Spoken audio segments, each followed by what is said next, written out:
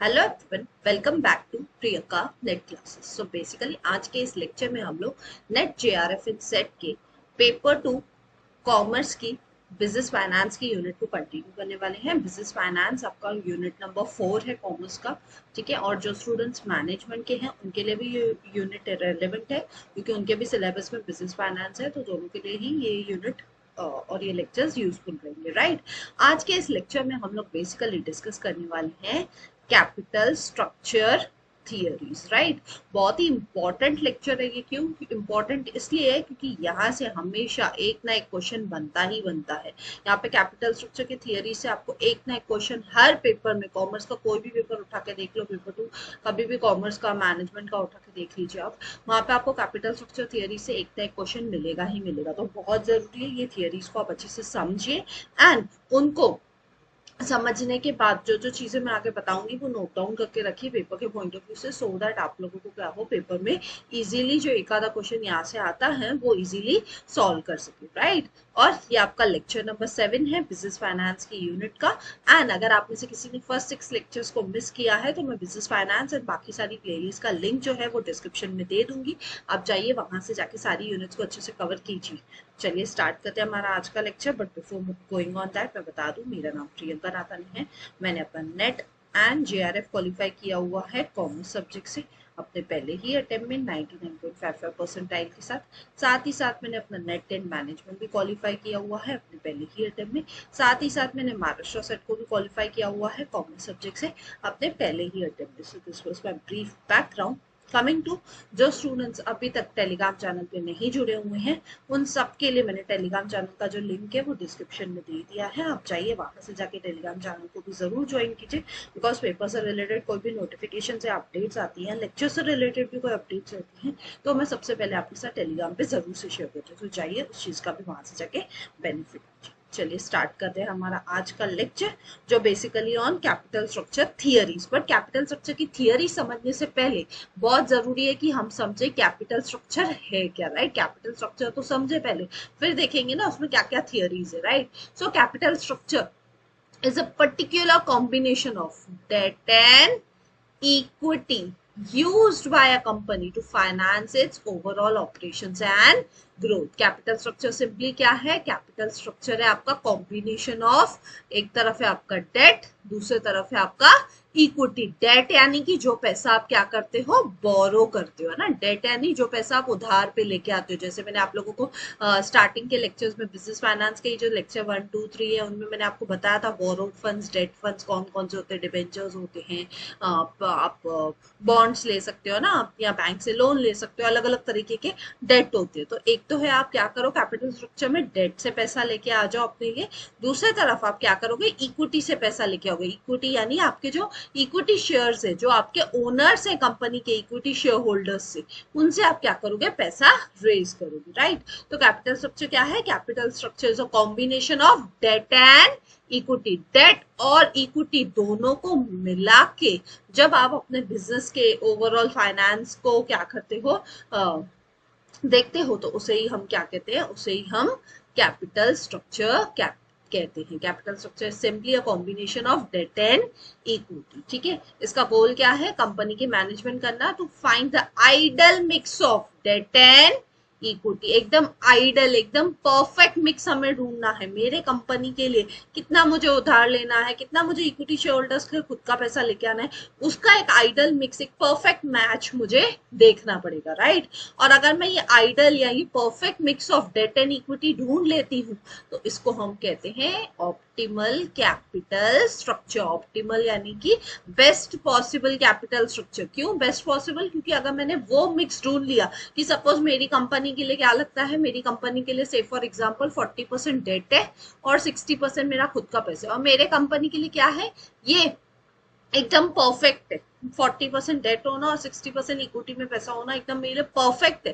तो अगर मेरे लिए परफेक्ट मिक्स है तो इसे मैं क्या कहूंगी, इसे मैं कहूंगी ऑप्टिमल कैपिटल स्ट्रक्चर, ठीक है। इससे क्या होगा, अगर मेरी कंपनी का ऑप्टिमल कैपिटल स्ट्रक्चर होगा तो मेरी कंपनी की वैल्यू भी बढ़ेगी मार्केट में, और साथ ही साथ मेरा जो कॉस्ट ऑफ कैपिटल है वो कम होगा। क्या बोल रहा है, जो मार्केट वैल्यू है वो इंक्रीज होगी, लेकिन जो कॉस्ट ऑफ कैपिटल है, कॉस्ट ऑफ कैपिटल यानी ये टॉपिक हम डिटेल में भी पढ़ेंगे, बट टाइम बिंग के लिए मैं बता दूं, कॉस्ट ऑफ कैपिटल यानी कि जितने बोलते ना, जितने जब भी हम कैपिटल को रेस करते हैं तो उसके बदले में हमें उनको क्या देना पड़ता है, कुछ ना कुछ कॉस्ट बियर करनी पड़ती है, कुछ ना कुछ उनको रिटर्न में देना पड़ता है, राइट।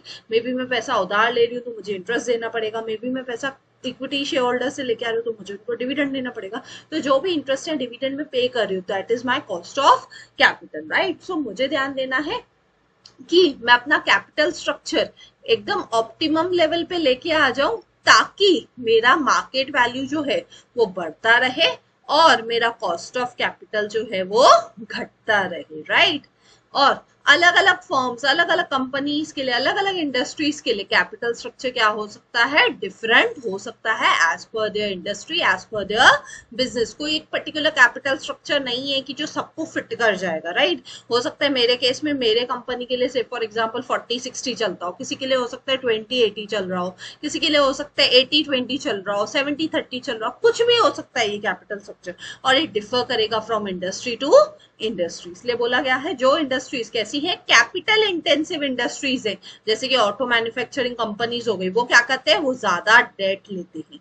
यानी जहां पे कैपिटल रिक्वायरमेंट ज्यादा है, वो कंपनीज, वो इंडस्ट्रीज क्या करती है, ज्यादा डेट को यूज करती है। और जहां पे लेबर इंटेंसिव काम होता है या सर्विस ओरिएंटेड फर्म्स है, जैसे कि सॉफ्टवेयर कंपनीज, वो क्या करते हैं, वो इक्विटी को ज्यादा लेते हैं। तो अगेन मैंने वही बात बोली जो मैंने पहले बोली थी कि हर एक इंडस्ट्री के लिए उनका जो कैपिटल स्ट्रक्चर का मिक्स जो है वो डिफरेंट हो सकता है। किसी इंडस्ट्री के लिए जो कैपिटल इंटेंसिव इंडस्ट्रीज है वो ज्यादा क्या लेंगे, वो ज्यादा लेंगे डेट, और दूसरी तरफ जो लेबर इंटेंसिव इंडस्ट्रीज है वो ज्यादा क्या लेते हैं, इक्विटी। ठीक है, I hope basic meaning clear है। कैपिटल स्ट्रक्चर क्या है, capital structure simply means a combination of debt and equity.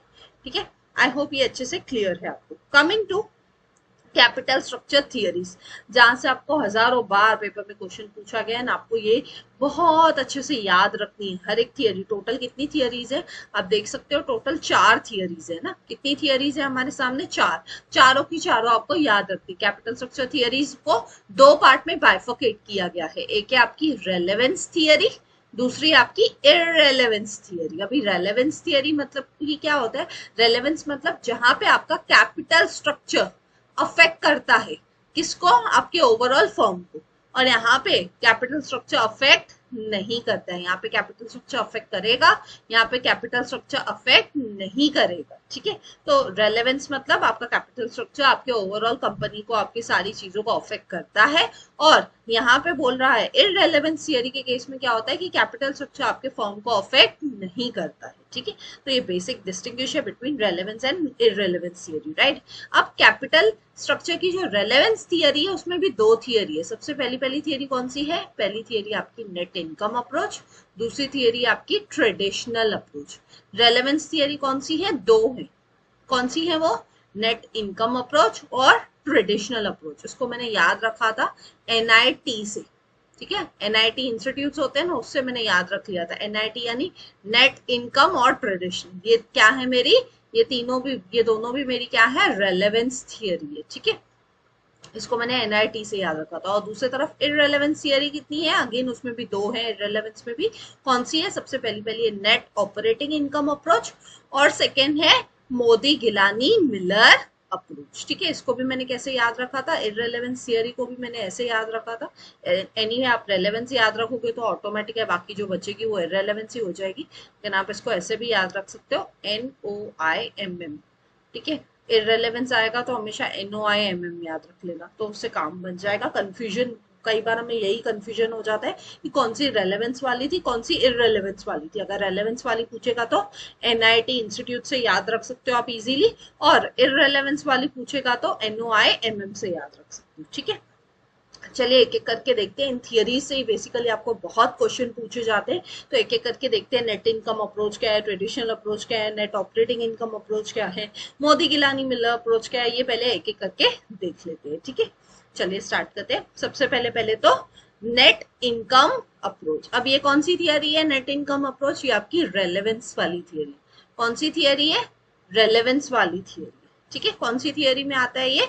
Relevance theory में आ रहा है। रेलेवेंस यानी कि यहाँ पे आपका कैपिटल स्ट्रक्चर जो है उसके वजह से आपके ओवरऑल चीजों को अफेक्ट पड़ता है। ठीक है, अब कौन थे? डेविड डुरान जो थे उन्होंने क्या किया था, दो एक्सट्रीम कैपिटल स्ट्रक्चर की थियरीज दी थी। एक तरफ है आपकी नेट इनकम अप्रोच और दूसरी है आपकी नेट ऑपरेटिंग इनकम अप्रोच, दोनों भी।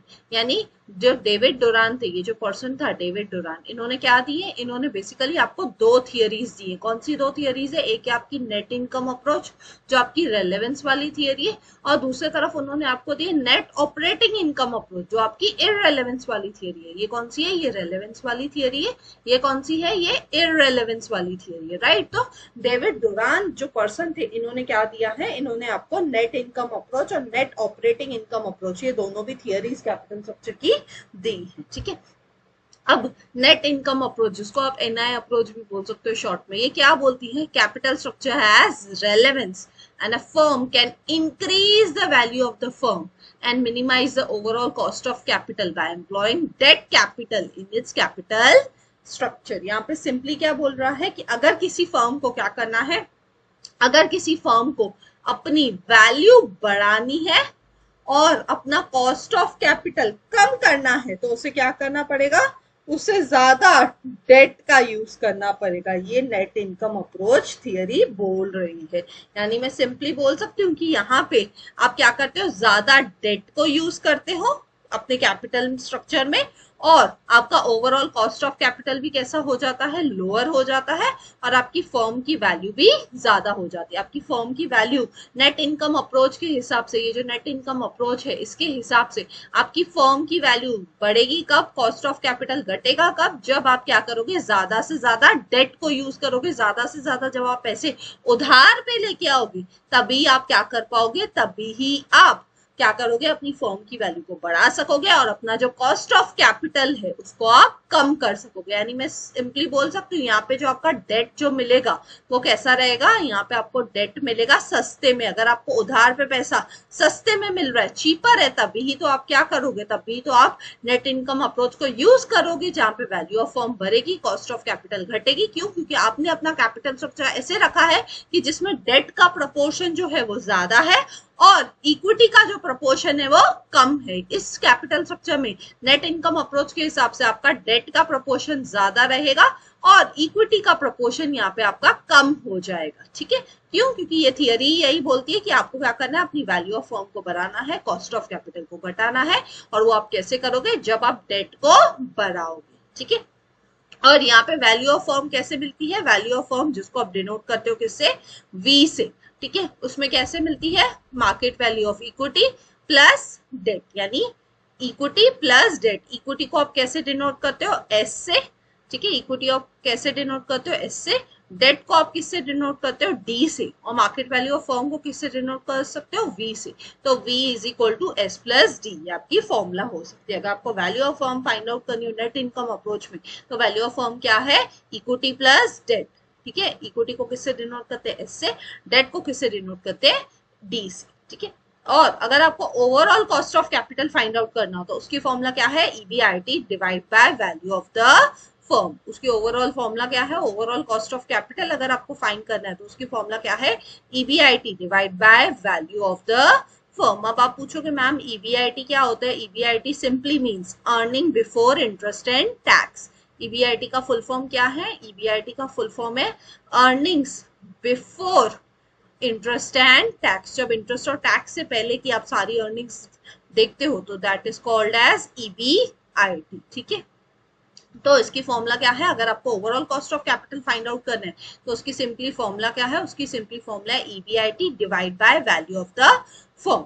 ठीक है, आई होप ये चीज क्लियर है। नेट इनकम अप्रोच का बेसिक्स क्लियर है, मीनिंग क्या है, फॉर्मूला क्या है, राइट।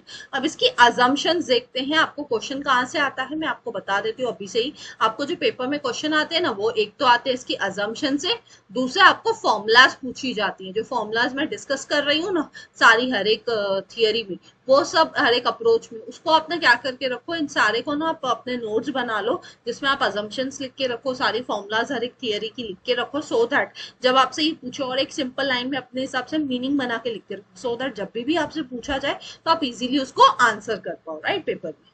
तो अजम्पशंस क्या है, सबसे पहली अजम्पशन क्या है नेट इनकम अप्रोच की, the cost of debt is less than the cost of equity. जितना आपको डेट मिल रहा है, जितने में आपको डेट मिल रहा है वो बहुत ही कम है as compare to your equity. से फॉर एग्जांपल मुझे क्या मिल रहा है, लोन जो मिल रहा है वो लोन क्या मिल रहा है एज कंपेयर टू इक्विटी मुझे सस्ते में मिल रहा है। ये सबसे पहली अजम्पशन है। क्यों ऐसी अजम्पशन दी है, क्योंकि यहाँ पे ऐसी टाइप की कंपनी जो नेट इनकम अप्रोच को फॉलो करती है वो हमेशा क्या करती है, डेट को ज्यादा यूज करती है और इक्विटी को कम यूज करती है। और उसका रीजन क्या होता है, उसका रीजन तो यही है कि आपका जो डेट है उसका जो कॉस्ट है वो कम है और जो इक्विटी है उसका कॉस्ट क्या है, उसका कॉस्ट ज्यादा है, ठीक है। सेकेंड क्या है, सेकेंड अजम्पशन है the risk perception of investors is not affected by the use of debt. जो भी आपके इन्वेस्टर्स है उनको आप कितना डेट यूज करते हो उससे कोई फर्क नहीं पड़ता है, यानी आप कितना भी पैसा लोन ले रहे हो उससे उनको कोई फर्क नहीं पड़ता है, जिसकी वजह से जो इक्विटी कैपिटलाइजेशन रेट है जिसको आप डिनोट करते हो के ई से, and the debt capitalization rate जिसको आप डिनोट करते हो के डी से, ये के डी ऐसे लिखा रहेगा, ठीक है, नीचे लिखा रहता है, और ये के ई भी कैसे लिखा रहेगा, के ई ऐसे, ठीक है। Don't change with the leverage. आप कितना भी कैपिटल बढ़ा लो घटा लो, डेट बढ़ा लो घटा लो, कुछ भी कर लो, लेकिन आपका इक्विटी कैपिटलाइजेशन रेट यानी के ई और के डी कभी भी चेंज नहीं होगा। और थर्ड एंड इंपॉर्टेंट अजम्पशन क्या है, यहाँ पे कोई भी कॉर्पोरेट टैक्सेस नहीं है, ठीक है। यहाँ पे हम टैक्स है ही नहीं, ऐसा हम अज्यूम कर रहे हैं नेट इनकम अप्रोच में, ठीक है। आई होप ये तीनों अजम्पशंस आपको क्लियर हैं। अब इसका डायग्राम देख लेते हैं। इधर है आपका एक्स एक्सिस पे degree of leverage, Y axis पे आपका कॉस्ट ऑफ कैपिटल। अगर आप देखोगे ये जो लाइन है ये है आपका कॉस्ट ऑफ डेट, है ना, और ये है आपका कॉस्ट ऑफ इक्विटी। ये दोनों चेंज होने वाले हैं क्या, नहीं, आप डेट को चेंज करते रहोगे, इक्विटी को आप ज्यादा यहाँ पे चेंज नहीं कर रहे हो, क्यों बट ऑब्वियस है हम कौन से अप्रोच की बात करें, हम नेट इनकम अप्रोच की बात करें, तो नेट इनकम अप्रोच में हम किसको ज्यादा यूज करते हैं, हम डेट को ज्यादा यूज करते हैं। तो आप चाहो तो आप क्या करोगे, डेट को यूज करोगे ज्यादा और इक्विटी को आप वैसे का वैसे रहने दोगे। और ये जो है आपकी ये केओ आपकी overall value of the firm, ये क्या है केओ यानी कि overall value of the firm. आपकी कंपनी की ओवरऑल वैल्यू क्या है, वो कैसे मिलेगी, वो मिलेगी इक्विटी के ई से प्लस डेट, जो हमने पीछे फॉर्मूला देखी थी, ना, value of firm is equals to equity plus debt. Equity को किससे डिनोट किया था, एस से, डेट को किससे डिनोट किया था, डी से। तो ये है आपकी overall value of the firm, ठीक है। आई होप ये डायग्राम भी क्लियर है। ये डायग्राम वगैरह तो आपसे नहीं पूछा जाता, बट बेसिक अंडरस्टैंडिंग के लिए आपको पता होना चाहिए, राइट। आई होप जो फर्स्ट अप्रोच है नेट इनकम अप्रोच वो अच्छे से क्लियर है आपको। मैंने आपको सब चीजें क्लियर कर दी, राइट। नेट इनकम अप्रोच ऐसे करके हम हर एक अप्रोच की क्लियर करेंगे। सबसे पहले हम देखेंगे वो मीनिंग क्या बोल रही है, वो अप्रोच का मीनिंग क्या है। सेकेंड चीज जो आपको ध्यान रखनी है वो क्या है, वो अप्रोच के अजम्पशंस क्या है जो आपसे पेपर में बहुत पूछे जाते हैं। और तीसरी चीज आप लोगों ने क्या डिस्कस की, इसकी फॉर्मूलाज क्या है। और चौथी एंड लास्ट चीज जो हमने डिस्कस की वो है इसका डायग्राम। ये सारी चीजें आपको याद होनी चाहिए। डायग्राम्स आपसे पेपर में नहीं पूछे जाती हैं, बट आपको पता होना चाहिए, राइट। इसके अलावा बाकी 3 चीजें आप लिख के रख दीजिए, सो दैट आपको क्या हो, कंफ्यूजन ना हो। और इन चीजों का आपको बार बार रिविजन भी करना पड़ेगा। क्यों, क्योंकि थियरीज हैं, थियरीज आप भूल जाओगे अगर आप उनको बार बार रिवाइज नहीं करोगे तो, ठीक है। आई होप फर्स्ट जो थियरी है नेट इनकम अप्रोच वो क्लियर है, ठीक है। कमिंग टू हमारी सेकेंड थियरी जो है नेट ऑपरेटिंग इनकम अप्रोच। अब नेट ऑपरेटिंग इनकम अप्रोच किसने दी थी, डेविड डुरान ने। हमने पीछे वाले थियरी में पढ़ा था ना, डेविड डुरान ने 2 थियरीज दी थी। कौन सी थी वो 2 थियरीज, नेट इनकम अप्रोच और नेट ऑपरेटिंग इनकम अप्रोच। अब इसमें से रेलेवेंस और इररेलेवेंस वाली कौन सी है, नेट इनकम अप्रोच आपकी रेलेवेंस वाली थियरी थी, है ना। और ये जो अभी हम थियरी करेंगे नेट ऑपरेटिंग इनकम अप्रोच, ये कौन सी है, ये है आपकी इररेलेवेंस वाली थियरी। इररेलेवेंस यानी यहाँ पे आपकी कैपिटल स्ट्रक्चर से आपके कॉस्ट ऑफ कैपिटल और वैल्यू ऑफ फर्म पे कोई इफेक्ट नहीं पड़ता है। ये जो net operating income approach theory है, ये क्या बोलती है? ये बोलती है कि कोई इन्फ्लुएंस नहीं पड़ता है आपके कैपिटल स्ट्रक्चर का on the cost of capital and the value of the firm. ये क्या बोलती है? Net operating income approach theory बोलती है कि आपके कैपिटल स्ट्रक्चर से कोई फर्क नहीं पड़ता है, किसको? वैल्यू ऑफ द फर्म को भी और कॉस्ट ऑफ कैपिटल को भी। यानी ये बोलते हैं कॉस्ट ऑफ कैपिटल और वैल्यू ऑफ द फर्म का कैपिटल स्ट्रक्चर से कोई लेना देना ही नहीं है। ये दोनों भी चीजें अलग अलग है, आपस में इनका कोई लेना देना नहीं है। किससे? आपकी कैपिटल स्ट्रक्चर से। आपकी वैल्यू ऑफ द फर्म क्या होगी, वो आपके कॉस्ट ऑफ कैपिटल पे, इन सब पे डिपेंडेंट नहीं है। क्यों? क्योंकि कैपिटल स्ट्रक्चर से ये इन्फ्लुएंस होते ही नहीं है। ठीक है, इस थियरी के हिसाब से, इस अप्रोच के हिसाब से, नेट ऑपरेटिंग इनकम अप्रोच के हिसाब से क्या बोला जाता है? कोई ऑप्टिमल कैपिटल स्ट्रक्चर है ही नहीं। यानी कैपिटल स्ट्रक्चर कैसा है? Capital structure is irrelevant for a given firm. Capital structure से कोई फर्क नहीं पड़ता है आपकी फर्म को, आपका कैपिटल स्ट्रक्चर कैसा है, आप डेट ज्यादा यूज करते हो, इक्विटी ज्यादा यूज करते हो, क्या करते हो, उससे हमें कोई लेना देना नहीं है। उससे आपकी फर्म की वैल्यू को, कॉस्ट ऑफ कैपिटल को कोई लेना देना नहीं है। इसलिए नेट ऑपरेटिंग इनकम अप्रोच कैसी थियरी है? वो है आपकी इररेलेवेंस की थियरी। कैसी थियरी है? इररेलेवेंट थियरी है। ठीक है, इररेलेवेंस वाली थियरी है। ठीक है, यहाँ पे वैल्यू ऑफ फर्म किसके ऊपर डिपेंड करती है? अगर हम बोलते हैं आपकी value of the firm cost of capital capital structure से रिलेटेड नहीं है, तो वैल्यू ऑफ फर्म यहाँ पे किस पर डिपेंड करती है वो भी तो जानना पड़ेगा ना। तो नेट इनकम अप्रोच के हिसाब से आपकी वैल्यू ऑफ फर्म किसके ऊपर डिपेंड करती है? वैल्यू ऑफ फर्म डिपेंड करती है आपके ऑपरेटिंग इनकम के ऊपर और बिजनेस रिस्क के ऊपर, ना कि आपके कैपिटल स्ट्रक्चर के ऊपर। क्या बोलता है यहाँ पे? जो आपकी वैल्यू ऑफ फर्म है वो किसके ऊपर डिपेंड करेगी? वो पहली तो आपके ऑपरेटिंग इनकम के ऊपर डिपेंड करेगी, दूसरा आपके बिजनेस रिस्क के ऊपर डिपेंड करेगी, लेकिन आपके कैपिटल स्ट्रक्चर के ऊपर डिपेंड नहीं करेगी। ठीक है, इसलिए वैल्यू ऑफ फर्म का फॉर्मूला क्या हो जाएगा? वैल्यू ऑफ फर्म को डिनोट किससे करते हैं हम? वी से। V stands for value of the firm. इसकी फॉर्मूला क्या है? एनओआई डिवाइड बाय केओ।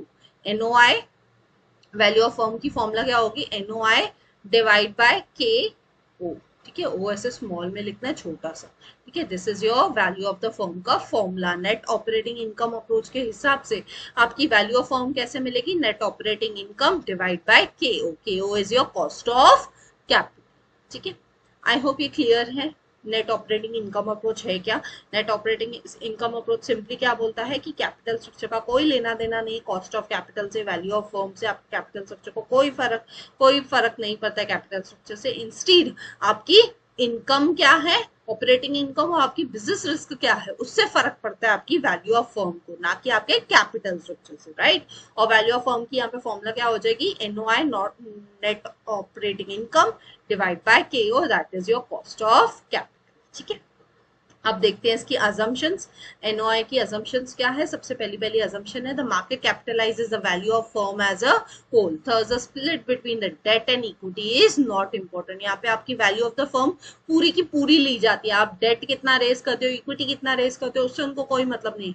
वो overall value of the firm को कंसिडर करते हैं, ना कि आपके डेट एंड इक्विटी को। ये सबसे पहली assumption है। ठीक है, the business risk remains constant at every level of debt and equity mix. यहाँ पे जो आपकी रिस्क है बिजनेस की, वो हमेशा कैसी रहेगी? वो हमेशा कांस्टेंट ही रहेगी। आपका डेट और इक्विटी कितना भी बढ़ता घटता रहे, कोई भी प्रपोर्शन में रहे, लेकिन आपकी रिस्क कांस्टेंट है। यानी सपोज मेरा डेट एंड इक्विटी है से फॉर एग्जांपल 70-30, या फिर मैंने इसको कर दिया से फॉर एग्जांपल 40-60, या मैंने सपोज इसको कर दिया से फॉर एग्जांपल 30-70, कुछ भी मैंने कर दिया, लेकिन मेरी जो रिस्क है बिजनेस की वो क्या है? कांस्टेंट है। ऐसा हमें अज्यूम करना है। ठीक है, ये अजम्पशन है नेट ऑपरेटिंग इनकम अप्रोच की। ठीक है, अगेन यहाँ पे तीसरी अजम्पशन क्या है? तीसरी अजम्पशन है कि कोई टैक्सेस नहीं है, साथ ही साथ debt capitalization rate is constant.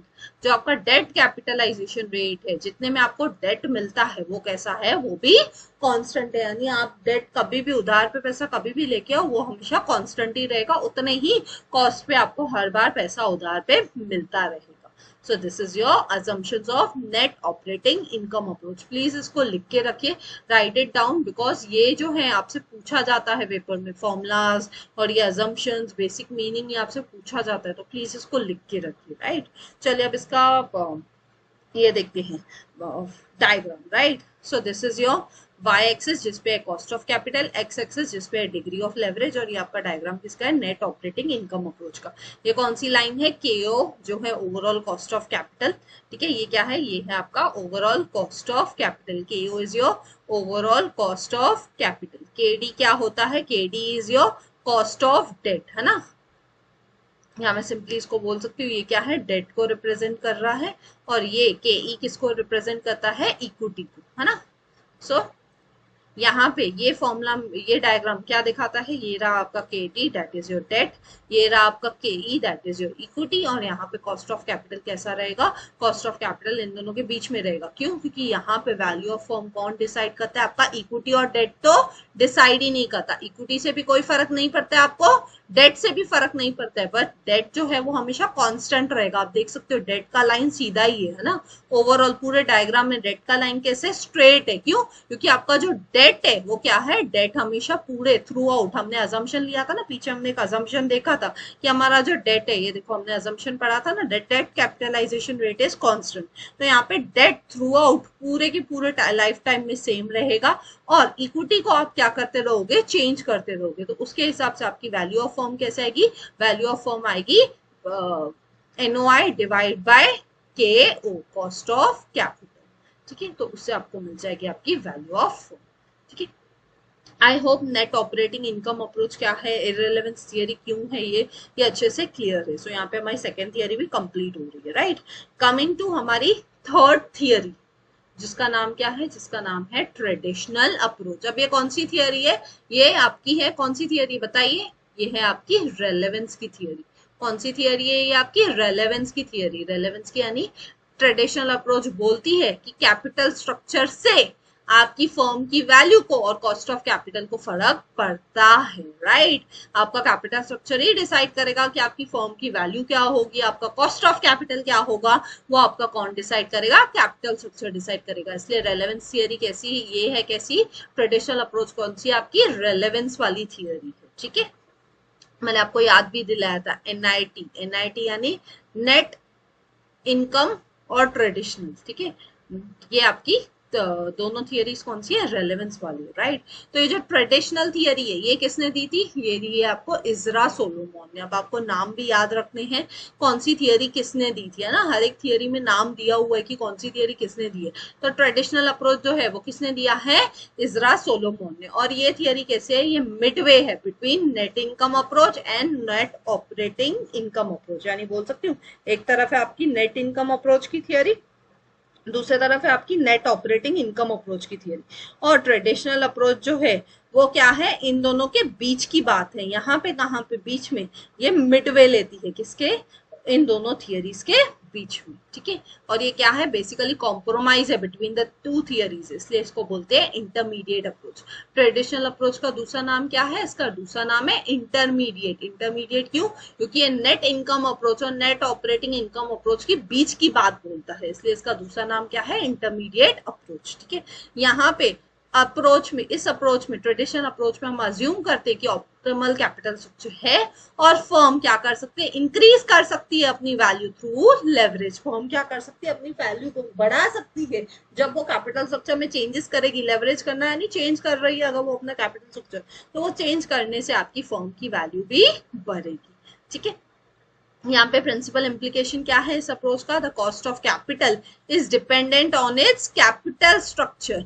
आपका कॉस्ट ऑफ कैपिटल किसके ऊपर डिपेंड करता है, आपके कंपनी के कैपिटल स्ट्रक्चर के ऊपर, और साथ ही साथ आपका ऑप्टिमल कैपिटल स्ट्रक्चर भी है, जिसके वजह से आपका ओवरऑल कॉस्ट ऑफ कैपिटल क्या हो जाएगा, कम हो जाएगा। आपका कॉस्ट ऑफ कैपिटल क्या होना चाहिए, आपका जो कॉस्ट ऑफ कैपिटल होगा वो कम होगा, ट्रेडिशनल अप्रोच के हिसाब से। क्यों? क्योंकि आपका जो कैपिटल स्ट्रक्चर है वो कैसा है, वो है आपका ऑप्टिमल। ऑप्टिमल यानी कि बेस्ट पॉसिबल, एकदम परफेक्ट कैपिटल स्ट्रक्चर बनाया आपने अपनी कंपनी के लिए, जिसकी वजह से आपका कॉस्ट ऑफ कैपिटल कम है और आपका कैपिटल स्ट्रक्चर एकदम बेस्ट है, right. So this is what is traditional approach. अब इसके अजम्पशंस देख लेते हैं फटाफट से। सबसे पहले पहले assumptions क्या है, the company pay out all its earnings as dividend. सारे की सारा पैसा जितना भी आप एज अ कंपनी अर्न करते हो, आप फटाफट से सारा का सारा पैसा, अगर आपने से फॉर एग्जांपल 100 करोड़ अर्न किया तो 100 का 100 करोड़ आप क्या कर रहे हो, आप लोगों में एज अ डिविडेंड अपने शेयर होल्डर्स में एज अ डिविडेंड बांट देते हो, ठीक है। और साथ ही साथ यहाँ पे आप क्या कर सकते हो, the gear of the company can be change immediately by issuing debt to repurchase the shares or by issuing shares to repurchase the debt. There are no transaction cost for share issues.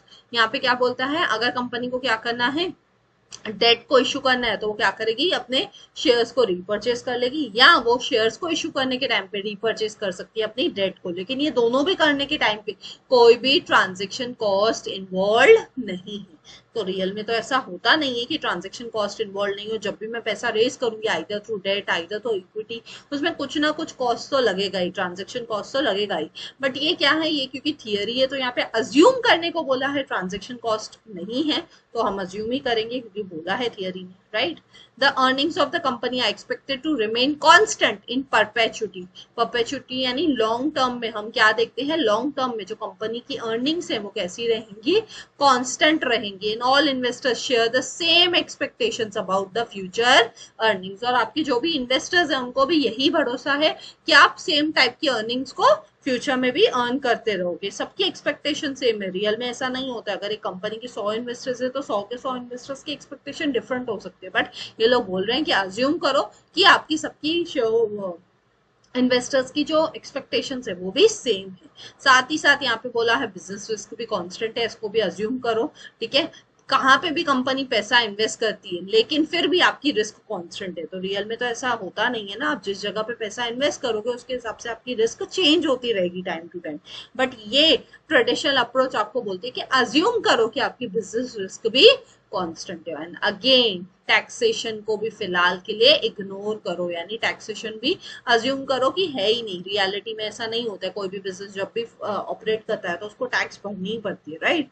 But यहाँ पे हम बोल रहे हैं tax भी नहीं है। तो ये सारी अजम्पशन है आपकी किसकी, ट्रेडिशनल अप्रोच की, ठीक है। कई बार आपको अजम्पशन कैसी लगेगी, कई बार काफी सारी अजम्पशन आपको अनरियलिस्टिक लगेंगी, है ना। काफी अजम्पशन ऐसी हैं जो अनरियलिस्टिक है, बट बिकॉज ये अजम्पशन है तो आपको सिर्फ याद रखना है कि हाँ ये अजम्पशन इस थियरी की थी। रियल में वो एप्लीकेबल है कि नहीं, दैट इज इमटेरियल। बट क्योंकि अजम्पशन है तो रियल हो भी सकती है, नहीं भी हो सकती है, राइट। अब कमिंग टू इसका डायग्राम, y एक्सिस पे आपका cost of capital, x axis पे आपका लेवरेज। यहाँ पे आप देखोगे तो इनिशियली यहाँ पे 3 स्टेजेस में क्या किया है, ट्रेडिशनल अप्रोच को बाइफरकेट किया है। फर्स्ट स्टेज में अगर आप देखोगे आपका कॉस्ट ऑफ कैपिटल कांस्टेंट है और आपका कॉस्ट ऑफ इक्विटी भी क्या है, इक्विटी भी आपका कांस्टेंट है। ये रहा आपका डेट, केडी क्या है आपका डेट, केई क्या है आपका इक्विटी, ठीक है। और ये केओ क्या है, ओवरऑल कॉस्ट ऑफ कैपिटल, है ना। केओ क्या है आपका ओवरऑल कॉस्ट ऑफ कैपिटल। तो अगर फर्स्ट लेवल पे देखोगे तो आपका डेट सेम है, इक्विटी भी सेम चल रहा है। डेट की लाइन भी देखोगे फर्स्ट लेवल पे कांस्टेंट है, इक्विटी की लाइन भी फर्स्ट लेवल पे यहाँ तक कांस्टेंट है ना, इस लाइन पे। फिर सेकेंड स्टेज पे आपका डेट तो कांस्टेंट है लेकिन आपका इक्विटी अचानक से थोड़ा बढ़ गया। देखो यहाँ से बढ़ गया ना, इतना पोर्शन बढ़ गया, है ना, सेकेंड स्टेज पे आके। फिर थर्ड स्टेज पे आके आपका धीरे धीरे डेट तो कांस्टेंट रहा, फिर एंड में जाके थोड़ा सा बढ़ गया लेकिन आपका इक्विटी कंटिन्यूअसली बढ़ता ही गया। और इक्विटी बढ़ने की वजह से आपका जो ओवरऑल कॉस्ट ऑफ कैपिटल है वो भी बढ़ गया। यानी थर्ड स्टेज पे आते आते जैसे जैसे इक्विटी बढ़ रहा है वैसे वैसे आपका कॉस्ट ऑफ कैपिटल भी बढ़ जाएगा। जैसे जैसे इक्विटी बढ़ेगा वैसे वैसे आपका ओवरऑल जो कॉस्ट ऑफ कैपिटल है ओवरऑल वो भी क्या होता जाएगा, बढ़ता जाएगा। यानी आपकी वैल्यू ऑफ द फर्म जो है वो ओवरऑल बढ़ती जाएगी, ठीक है। लेकिन ये जो सेकेंड सिचुएशन है, ये जो सेकेंड वाली सिचुएशन है, ये एकदम ऑप्टिमम वाली है। क्यों? क्योंकि यहाँ पे आपका डेट कांस्टेंट है, इक्विटी भी ऑलमोस्ट कांस्टेंट है, थोड़ा ही बढ़ा है, राइट। तो ये आपकी ऑप्टिमल सिचुएशन है। ये एकदम बेस्ट सिचुएशन नहीं है थर्ड वाली। बेस्ट सिचुएशन कौन सी है, सेकेंड वाली सिचुएशन है, जहां पे आपका डेट क्या है, कांस्टेंट रह रहा है लेकिन इक्विटी हल्का सा बढ़ जा रहा है। तो ये आपका ऑप्टिमल कैपिटल स्ट्रक्चर वाला सिचुएशन है, ठीक है। आई होप ये जो ट्रेडिशनल अप्रोच की जो डायग्राम है वो अच्छे से क्लियर है। एनीवे आपसे डायग्राम्स नहीं पूछी जाती, बट क्योंकि मैं ये थियरीज पढ़ा रही हूँ तो बहुत जरूरी है कि मैं आपको डायग्राम्स भी समझाऊं, right. Coming to last theory of capital structure, जो है मोदी गिलानी मिलर अप्रोच, जिसको हम एमएम अप्रोच भी बोलते हैं। ये जो थियरीज है ये किसने डेवलप की है? फ्रैंको मोदी गिलानी ने और मॉर्टन मिलर ने। ये दोनों लोग हैं जिन्होंने मिलके, ये दोनों इकोनॉमिस्ट है जिन्होंने मिलके ये थियरी दी थी, इसलिए नाम पड़ गया एमएम अप्रोच। मोदी गिलानी का एम और मिलर का एम, ठीक है। इन्होंने क्या बोला, अब आप बताओ मोदी गिलानी मिलर अप्रोच कैसी है? इररेलेवेंस वाली थियरी है ना। ये कौन सी थियरी है? इररेलेवेंस वाली थियरी, यानी कैपिटल स्ट्रक्चर से इररेलेवेंस, यानी कैपिटल स्ट्रक्चर से आपको कोई फर्क नहीं पड़ता, आपके कैपिटल स्ट्रक्चर से आपके कॉस्ट ऑफ कैपिटल को, आपके वैल्यू ऑफ द कंपनी को कोई फर्क नहीं पड़ता है, ऐसा मोदी गिलानी मिलर अप्रोच बोल रही है। इसलिए ये बोलती है, एमएम अप्रोच आर्ग्यू करती है, the total cost of capital is independent of changes in the capital structure. आपका कॉस्ट ऑफ कैपिटल और आपका कैपिटल स्ट्रक्चर का कोई लेना देना नहीं है। एक तरफ है आपका कॉस्ट ऑफ कैपिटल, दूसरी तरफ है आपका कैपिटल स्ट्रक्चर, इन दोनों में आपस में कोई लेना देना नहीं है। वो चीज अलग है, ये चीज अलग है, दोनों को कोई फर्क एक दूसरे से नहीं पड़ता है। तभी तो हम बोलते हैं कि मोदी गिलानी मिलर अप्रोच कैसी है? इररेलेवेंस वाली थियरी है, ठीक है। According to them, a change in the debt equity ratio does not affect the cost of capital. आप अपने कैपिटल स्ट्रक्चर को कितना भी चेंज कर दो, डेट इक्विटी रेशियो को कितना भी बदल दो, उससे आपके कॉस्ट ऑफ कैपिटल पे कोई फर्क नहीं आने वाला है, ठीक है। ऐसा क्यों बोला जाता है? क्योंकि जैसे जैसे डेट इक्विटी रेशियो चेंज होता रहेगा, वैसे वैसे क्या होगा, रिस्क एलिमेंट भी चेंज होता रहेगा। रिस्क के हिसाब से लोगों के एक्सपेक्टेशन भी, आपके शेयर होल्डर्स के एक्सपेक्टेशंस भी क्या होती रहेंगी? चेंज होती रहेंगी। तो ओवरऑल आपके जब शेयर होल्डर्स की एक्सपेक्टेशन ही चेंज हो रही है, तो उससे ओवरऑल कहीं ना कहीं आपका कोई लेना देना नहीं है। They content that leverage has little effect on the overall cost of the capital और ऑन द मार्केट प्राइस। आपके शेयर होल्डर्स को क्या लगता है कि आपके कॉस्ट ऑफ कैपिटल का बहुत ही कम फर्क पड़ेगा, यानी बिल्कुल ही नहीं फर्क पड़ेगा आपके ओवरऑल कैपिटल स्ट्रक्चर का, किसके ऊपर? आपके कॉस्ट ऑफ कैपिटल, ठीक है। So this is what is Modigliani Miller approach. अब यहाँ पे मोदी गिलानी मिलर अप्रोच में ना दो चीजें, इन्होंने क्या किया था, इन्होंने 1958 में जब फर्स्ट टाइम ये अप्रोच दी थी तो वो दी थी विदाउट टैक्स में, और फिर 1963 में आके इन्होंने फिर से अप्रोच दी अपनी, लेकिन विथ टैक्स के साथ। 1958 में विदाउट टैक्स, नो टैक्स वाली अप्रोच थी इन्होंने, यानी इन्होंने अपने अंदर ही दो थियरीज दे दी, एक नो टैक्स वाली 1958 में और दूसरी 1963 में विथ टैक्स वाली, ठीक है। तो आपको ये ईयर के साथ याद रखना है कब इन्होंने नो टैक्स वाली दी थी। पहले नो टैक्स बोला था, फिर आके इन्होंने बोला था टैक्स। एक एक करके देखते हैं क्या है। सबसे पहले पहले अजम्पशंस देख लेते हैं। अजम्पशंस क्या है मोदी गिलानी मिलर अप्रोच की? परफेक्ट कैपिटल मार्केट है, capital markets are perfect where investors are free to buy and sell securities. यानी यहाँ पे बेसिकली वो क्या बोल रहा है? आर्बिट्रेज की बात कर रहे हैं। किसकी बात कर रहा है? आर्बिट्रेज की। आर्बिट्रेज मतलब आप साइमल्टेनियसली सेम टाइम पे बाय भी कर सकते हो, सेम टाइम पे एज एन इन्वेस्टर उस चीज को सेल भी कर सकते हो। तो परफेक्ट कैपिटल मार्केट कब होता है? जब आप क्या करो, साइमल्टेनियसली सेम टाइम पे एज एन इन्वेस्टर किसी भी कंपनी के शेयर्स को या किसी को भी आप सेम टाइम पे बाय भी कर रहे हो, सेम टाइम पे सेल भी कर रहे हो, तो उसे हम क्या कहेंगे? उसे हम कहेंगे परफेक्ट कैपिटल मार्केट सिचुएशन, या जिसको आप आर्बिट्रेज भी बोल सकते हो। तो सबसे पहली अजम्पशन क्या है? सबसे पहली अजम्पशन है आपकी आर्बिट्रेज की। यहाँ पे आप सेम टाइम पे बाय एंड सेल कर सकते हो। साथ ही साथ यहाँ पे सारी की सारी फर्म जो सेकेंड अजम्पशन क्या बोलती है? सेम रिस्क शेयर करती है और इनका फाइनेंशियल रिस्क भी सबका सेम है। रियलिटी में ये होता नहीं है, सब फर्म्स की रिस्क सेम होगी, ऐसा पॉसिबल है क्या? नहीं। बट क्योंकि ये अजम्पशन है, मैंने कई बार बोला है आपको, अजम्पशन अनरियलिस्टिक भी हो सकती है, राइट। फिर थर्ड assumption बोलता है all investors have same expectation of a firm's net operating income, जिसको आप EBIT भी बोलते हो, earning before interest and tax। बोलता है सारे के सारे इन्वेस्टर्स को क्या है? यही एक्सपेक्टेशन है कि आप जो EBIT अर्न करोगे वो सब कंपनी सेम ही अर्न करेगी। ऐसा रियल में होता नहीं है, बट ये इनकी अजम्पशन है, ठीक है। नेक्स्ट क्या है? The dividend pay out ratio is 100%। आप जितना पैसा अर्न करते हो एज अ कंपनी, सारा का सारा डिविडेंड में बांट दोगे, यानी आप कोई भी पैसा रिटेन अर्निंग्स के फॉर्म में नहीं रखोगे। रिटेन अर्निंग्स क्या होती है? ये मैंने स्टार्ट के लेक्चर जब मैं सोर्सेज ऑफ फंड्स करा रही थी, तब सोर्सेज ऑफ फाइनेंस करा रही थी, तब मैंने आपको डिस्कस किया था रिटेन अर्निंग्स क्या होती है, राइट। इसलिए मैं स्टार्ट से बोलती आ रही हूँ कि हर एक लेक्चर क्या करो, हर एक सीरीज को लेक्चर बाय लेक्चर देखो। कोई भी यूनिट आप मेरे यूट्यूब चैनल से कवर कर रहे हो तो उसको लेक्चर बाय लेक्चर देखो, कहीं ना कहीं आपको उसकी कंटिन्यूएशन दिखेगी ही दिखेगी, right. Next and last assumption क्या है, there are no corporate taxes, जिसको उन्होंने बाद में रिमूव कर दिया था, है ना। 1958 में उन्होंने बोला कॉर्पोरेट टैक्सेस नहीं है, टैक्स ही नहीं है। फिर उन्होंने बोला भाई टैक्स तो है, कब बोला था, 1963 में, है ना, हमने पीछे देखा था ना। पहले उन्होंने बोला 1958 में कि टैक्स ही नहीं है, और फिर 1963 में आके बोला हाँ टैक्स के साथ ही हम यही अप्रोच दे रहे हैं, ठीक है।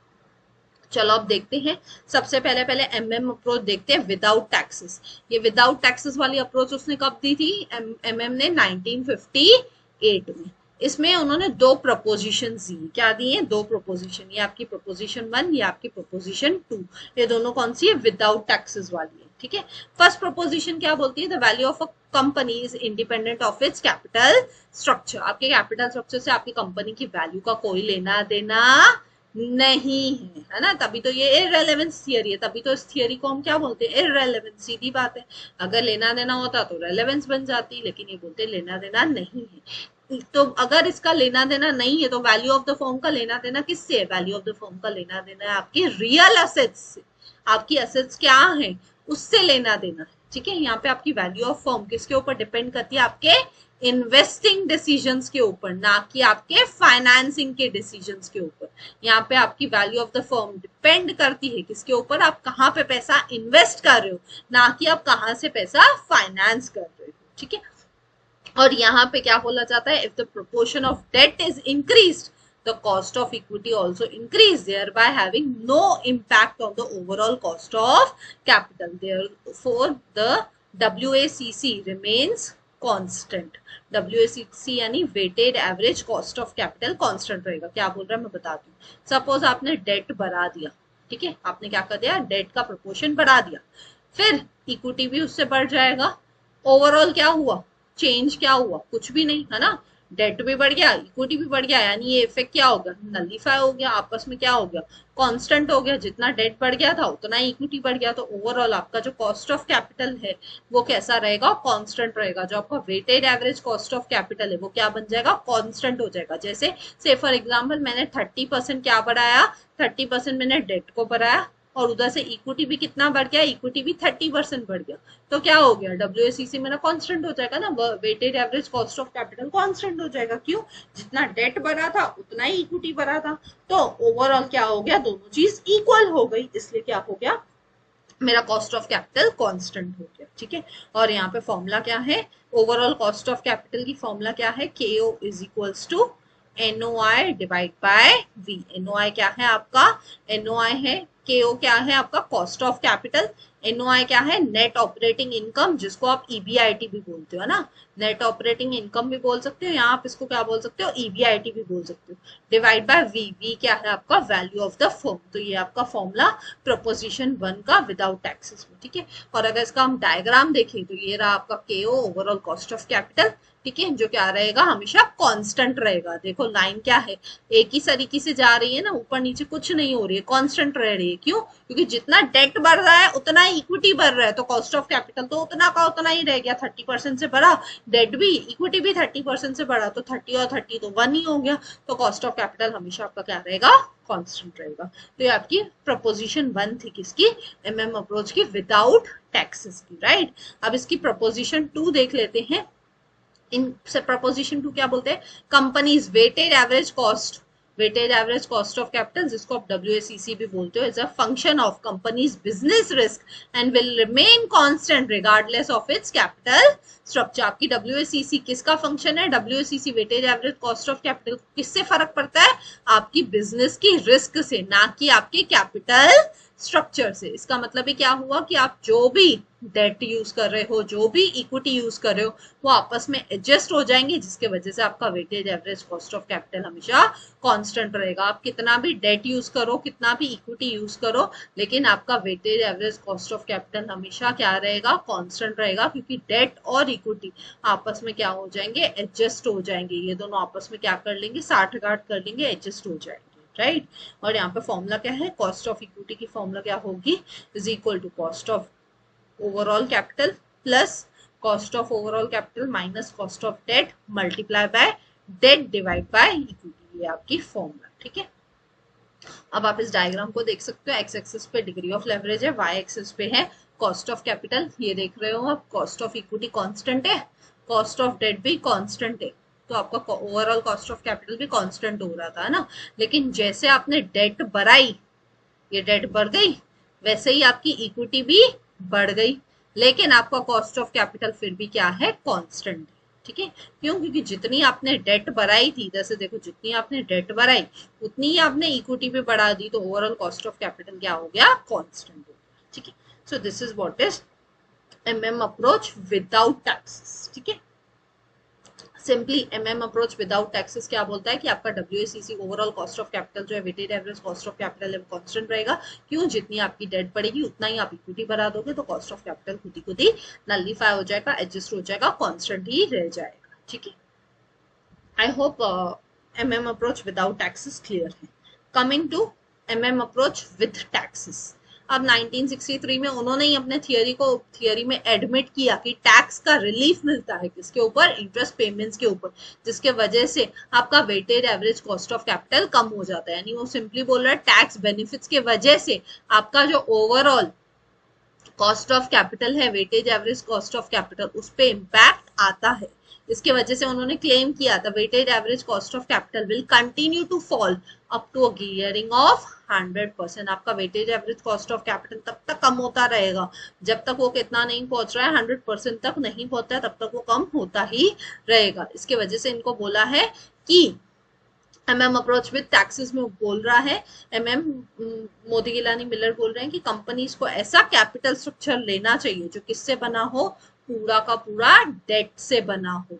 एमएम अप्रोच विद टैक्सेस क्या बोलती है कि सिर्फ और सिर्फ आप डेट का यूज करो, सिर्फ और सिर्फ आप किसका यूज करो, डेट का यूज करो, इक्विटी का यूज ही मत करो, ऐसा एमएम अप्रोच बोलती है। इसलिए इनकी फॉर्मूला क्या है, इनकी फॉर्मूला है net operating income 1 minus T, T क्या है आपका टैक्स, ठीक है, डिवाइड बाय के, के is your cost of equity. ठीक है, नेट ऑपरेटिंग इनकम की जगह पे आप ईबीआईटी भी लिख सकते हो ना, यहाँ पे आप ईबीआईटी भी लिख सकते हो, earning before interest and tax, ये फॉर्मूला आप ऐसे भी लिख सकते हो, EBIT 1 minus T divide by के।